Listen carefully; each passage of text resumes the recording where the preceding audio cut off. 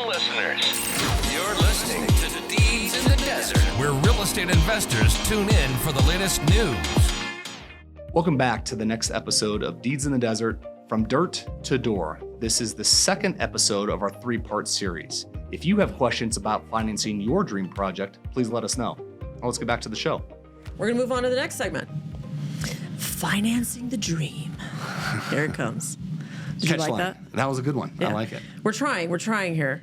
Thank you, marketing department. Shout out to the marketing department. So at Ignite Funding, we specialize in trustee investments. Yes, ma'am. That offer, projects in their earlier stages, right? We're not the end financing. We're really helping the borrower get to the means of the end. Right. That's the goal. And for them to make money. But from a developer's perspective, what are the advantages of private lending versus institutional lending during that period of time? It really breaks down to three criteria: speed, ease, and convenience. That's it. That's the only reason they'll utilize us. We will never be cheaper than a bank. We will never be able to give them better terms. We'll never be able to give them longer durations. It'll always cost more, but it should be cheaper and easier and a lot quicker than it would otherwise be to go through a bank. Okay. I'm going to break down that sentence you just said. Okay. We're always going to be more expensive, but we're going to be cheaper. What do you mean by that? Cheaper in the long run, right? So when you take out a long-term loan, you will usually have a process in place that has a defeasance on the back end, which basically means you have to guarantee a certain amount of interest that will be paid and a certain return to the investors or the bank that has originated that loan. We don't have a defeasance process. No Which prepayment is usually penalties. a period of time. Correct. Right? You lock in 30 years at a lower interest rate. Here, you lock in 12% at a shorter period of time. That's correct. Okay. And we don't have a prepayment penalty. That's right. So these ancillary costs that could build up on a bank standpoint are non-existent on ours. Yeah. So from purely a cost perspective, when I say cheap, I don't necessarily mean dollars. I mean the brain damage that goes into it, the time and energy, and secondary money that is necessary. A bank may require additional valuations, additional environmental studies, additional impact studies that all need to be addressed into their name.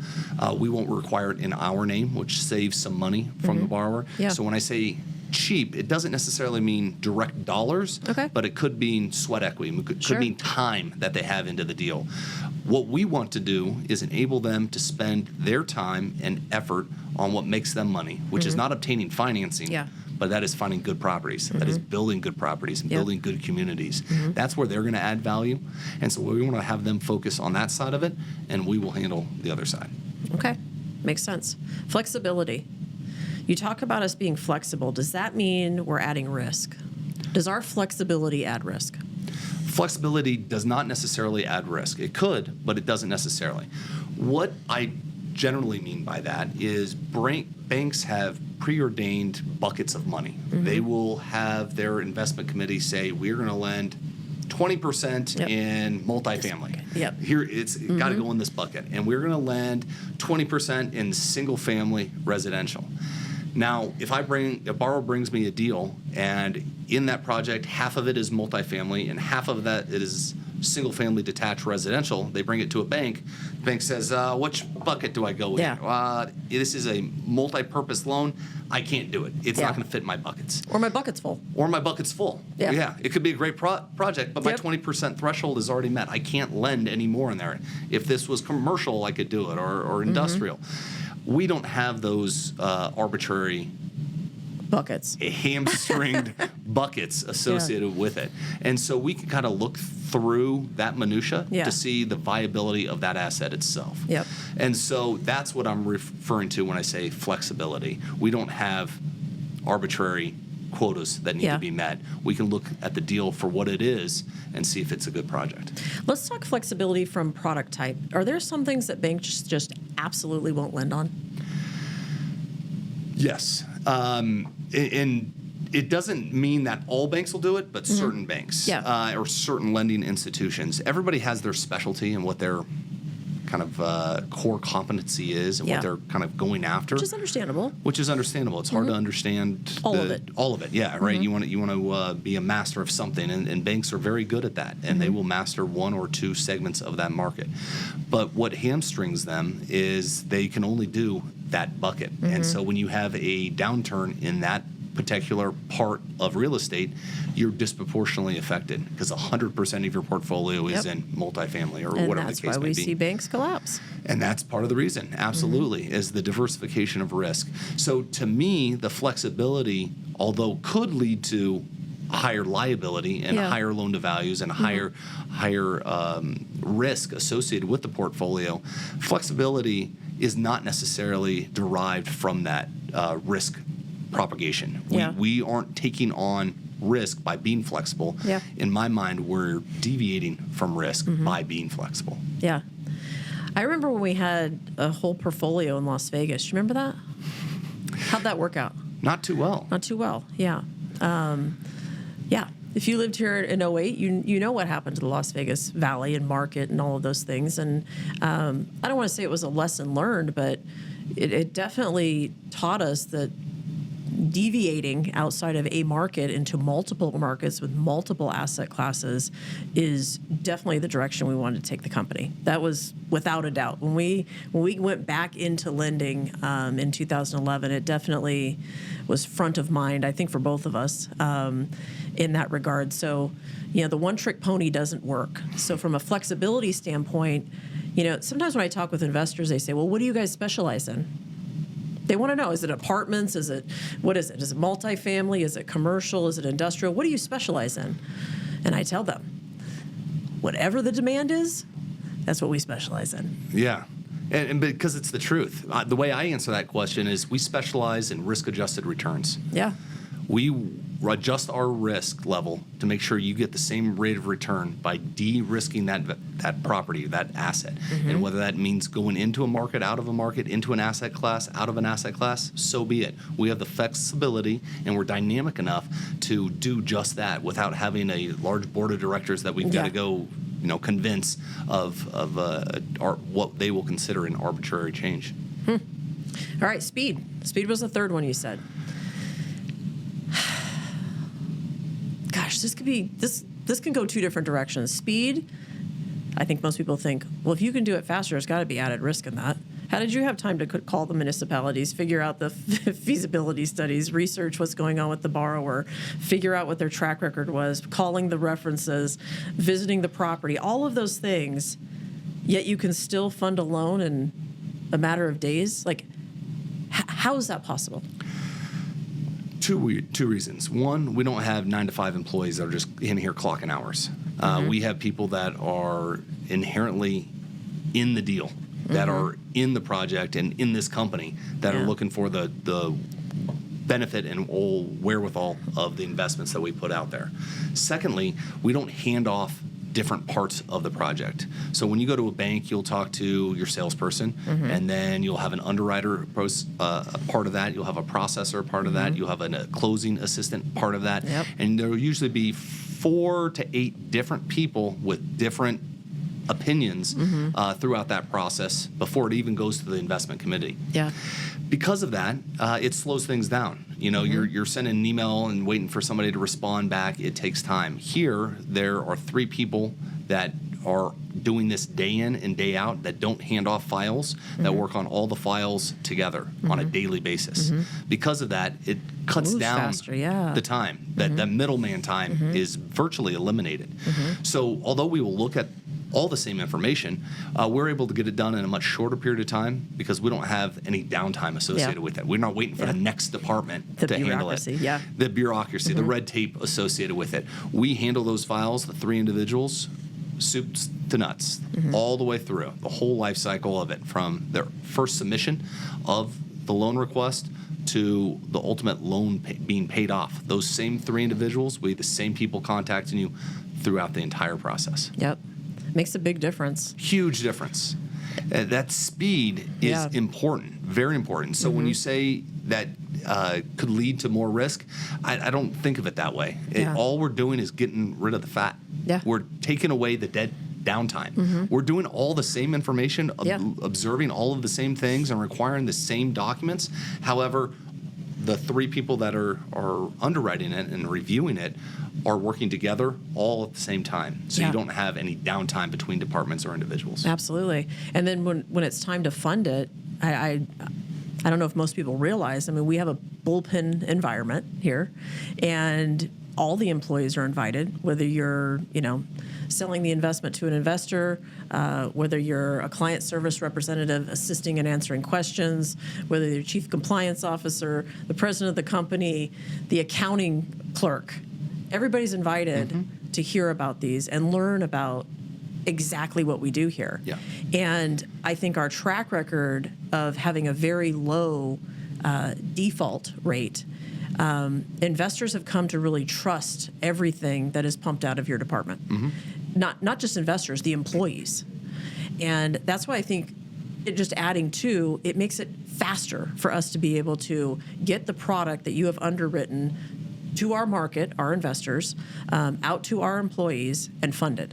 Like it is like clockwork around here to get those types of things done, which is rare because sometimes you can have the most phenomenal underwriting department on the planet, but if you can't fund it, then Pat Vassar becomes very frustrated. Very true. So it really is, it's quite a machine here. It's quite a machine to get that flexibility that we're looking for, the speed that the borrower's looking for, the nimbleness of thinking like a developer that they're looking for. So yeah, financing the dream, like we're kind of a dream for some of these borrowers.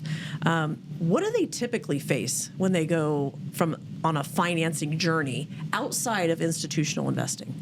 What does it look like for them? What are they saying to you? What they're saying is that everybody out there is saying yes to their project. They're getting a lot of yeses and a lot of cheaper money. But when it comes time to actually transfer money, they get retraded. Their rate goes up or the proceeds go down, whatever the case may be. Something changes to make our financing not look quite as bad as it once did. Back to cheaper. Yeah, it really does because we don't retrade. Yeah. We're if we could do it on a handshake, we would.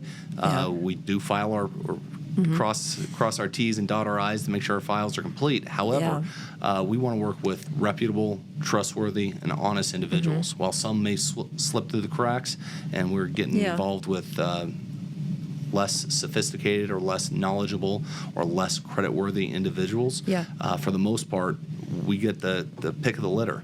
Because of the ability of us to fund on time and doing so without being retrading, we've led to a strong reputation in town, and not just this town, but in this country. And so we kind of get our pick of the litter. We turn down a heck of a lot more deals than we end up financing because we have the reputation we do. And so we want to make sure we keep that. The speed, ease, and convenience of what we offer has to be paramount. Yeah. When it comes to growing the business, I think we're always looking to expand upon our investors. And we do marketing. We market to our investors to educate them about our product and what we do and our track record. But when it comes to borrowers, are we marketing for borrowers? Very little, if at all. Yeah. And I think that surprises people sometimes because they're like, how does that happen? So when you talk about financing the dream and building that relationship has legacy with it as well. We have home builders that are purchased and individuals within their segment are filtered out. And then what does that create? 5 more borrowers, right? And so it just keeps happening. And we have been very fortunate to find really great borrowers that have been with us for a very long time. Right. Or through the legacy of a prior borrowing entity that they worked with. So we've been fortunate in that regard. I think that has helped us tremendously. They know what you expect. They obviously, right. And so you could be a tough pill to swallow. So I know you scare them with me, but I mean, let's be honest. They got to get past you, sure, in order to get to me. And rarely do I have to have those conversations. So it's always a nice blessing in disguise. So financing the dream, we got to make sure we're nimble. We got to make sure we're flexible, and we got to make sure that we perform. Absolutely. And kind of to accentuate on that for one more fact here, and that goes back to the cost. We talked about us being expensive but also cheap at the same time. How does that work? Well, when we talk about retrading, when a borrower gets retraded at the 11th hour where they have no option to go find better financing because they have to close tomorrow, they accept a higher rate or less proceeds. Another factor there is brokers. We don't work with real estate brokers. We don't work with commercial loan brokers. We go direct to the source. So a bank that will have a broker bring them a deal, yes, they may be charging a cheaper rate, but now you have to pay that broker. And you have to pay a loan servicer, and you've got to pay all these other fees. When we go in there is no broker involved for the most part. Very rarely is there. And the fees that we charge are all inclusive. There are no junk fees associated with it. Our costs are all baked in because we need to advertise that to the investors as well. And because of that, it looks more expensive, but when you break it down with all these different hands in the pot, it really adds up and becomes not necessarily a no-brainer to go with the cheaper financing. Our financing is all front-facing. That is for sure. And you're correct. That's a great point. It does look more expensive, but man, when you break that all down, it's really not. Right. It's really not. Right. Okay. This was kind of interesting. We talk about financing the dream, and we are part of the debt. We are debt. We are their debt financing. After us, are they looking for more? Are they looking for other partners? And how does that impact our debt financing? So they're always looking for debt. Always. And they're usually looking for equity as well. Financing is usually the biggest constraint on a project, the source and use of capital. The source is hard. The use for them is pretty easy to come by. They're building things. It's a capital-intensive process. As far as our debt financing, to your point, we are only debt. We aren't involved in the equity. We are only on the debt side of things, collateralized by a first deed of trust or mortgage on a particular property. Because of that, there are needs for additional parts of the capital stack to finance projects, whether that is additional debt on that property or additional equity on that property. In addition to that, when the property is completed, we are not a long-term solution. It is not wise to rely on 12% interest money to hold on to a project long-term. It usually will not cash flow and usually lead to not good things to happen in the long run. We are a short-term solution for long-term investors. Because of that short-term nature of what we lend on gives us the ability to be nimble, to be dynamic, and change where we're lending, how we're lending on a more routine and systematic basis because our payoffs happen sooner. Because they happen sooner is because of we are not the long-term debts. We are not that financing. So although we may be paid off, that usually doesn't mean that project is done being owned by the borrower or being financed somehow through the borrower. Usually what a commercial borrower will do is get it refinanced into conduit debt or life insurance money or long-term financing that they can usually put into a portfolio loan and hold on to for an extended period of time. Other developers that are most commonly referred to as merchant builders will build and sell that asset. So they realize a capital infusion and a equity bump when they sell that property that they will reinvest into their next deal, usually with us. Makes sense. The other thing about financing the dream that we didn't touch on is we strive really hard to compete with banks too. And in order to do that, we have to create financing structures that mirror them to some degree too. So talk to me a little bit about the evolution of that since you've been here, which is like dinosaur years ago, of how we've evolved in making sure that we are capable of providing a traditional financing package, but yet flexible enough to be that person and resource that they go to for all different types of structures. How have we done that? How has that evolved? And how has that impacted the borrower's perception of us and their ability to utilize our lending more than they would have otherwise? So hands down, our biggest change has been our tranche loans. The ability to bifurcate when we actually lend out the money and when we deploy money, and therefore when the borrower starts paying interest on that money. Because of that, we are able to get into a different type of loans, more down the life cycle of the project, more into the construction development phases as opposed to the land acquisition / entitlement phase. As we talked about earlier, that earlier phase is the more risky component, and because of the tranche loan, it has enabled us to de-risk our average portfolio by getting involved on late cycle projects, whether that's the horizontal development or the vertical construction of the asset. So the one single point that has really changed things the most is really that development loan, the tranche loan aspect of it. Yep. That has enabled us to compete with banks more hand in hand and put a package together from our standpoint that can really compete against what a bank is offering. Yeah. Not usually on the top line interest rate, but when all the fees are considered, the speed, ease, convenience of it, we can go to head with most banks. Interesting. What does that mean from a borrower's perspective on the lending side? Does it help them allocate their funds more efficiently? Does it help them? How does it help them? It helps them by... What is a tranche? We have some people that are listening that don't even know what a tranche is. Oh. So maybe drill down a little bit more as to how that works and the benefits maybe to the investors and the borrowers. Sure. So we call it a tranche loan. It's most commonly referred to as draws, where you take out a construction loan. The developer doesn't need that money all at once. They need it throughout the construction cycle.